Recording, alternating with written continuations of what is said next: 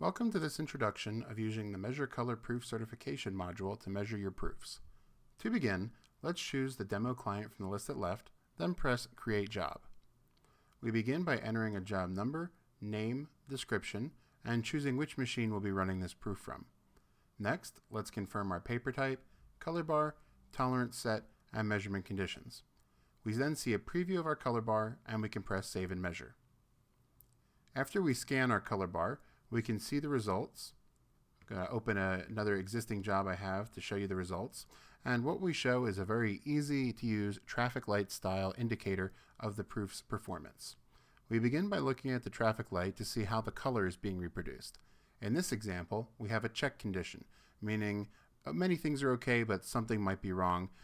Maybe this proof can be used. You should take a look at it. In this case, we can additionally look at our TVI, or dot gain, over to the left to see our dot gain performance, and our gray balance below that. From here, we can dive deeper into the results by clicking our Gamut button. Gamut button shows us all the results of what we measured in this color bar. It begins with a solid and mid-tone spider chart that we see in the upper left, with white lines and white circles representing our targets and tolerances that we are trying to achieve. Our blue lines, blue dots represent our measured performance, and we can see in cases where we have problems like we see on the cyan, where we're going off track from what we wanted.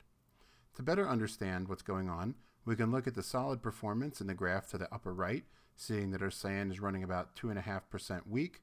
We can see magenta and yellow are pretty close to where we want them to be, and black is additionally a little bit weak.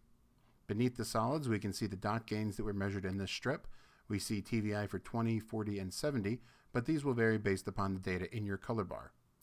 Below that, we see graphs for our paper color, which we can see is shifting toward the greens and yellows, and our gray balance, which is shifting in similar directions, save for the shadows, which may be going a little bit purple or red. Down at the bottom, we see patches for each color we measured in the color bar, the measured delta E beneath each patch, and whether it's passing or failing. In this case, we see a caution sign under cyan, meaning we have problems with that ink, but other inks are passing acceptably.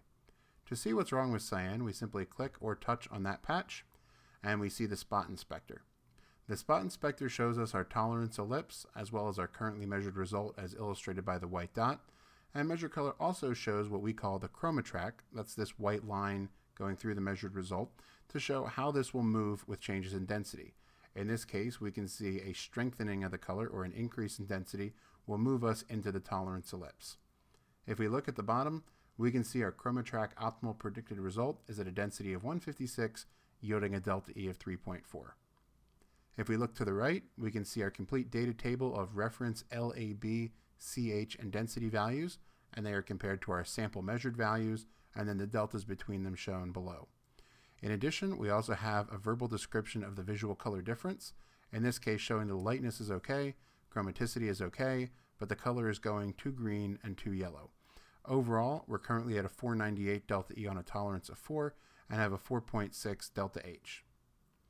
Additionally, we can see a raw list of all the measurements that we made in this color bar, and any patches with problems will have caution signs to the left, and a quick scroll of this list looks like cyan is the only problem that we have. As you accumulate more measurements, you can do trending. This job only has one measurement, so I don't see very much trending, but as you accumulate more measurements, they will trend right here, and you can see the change over time.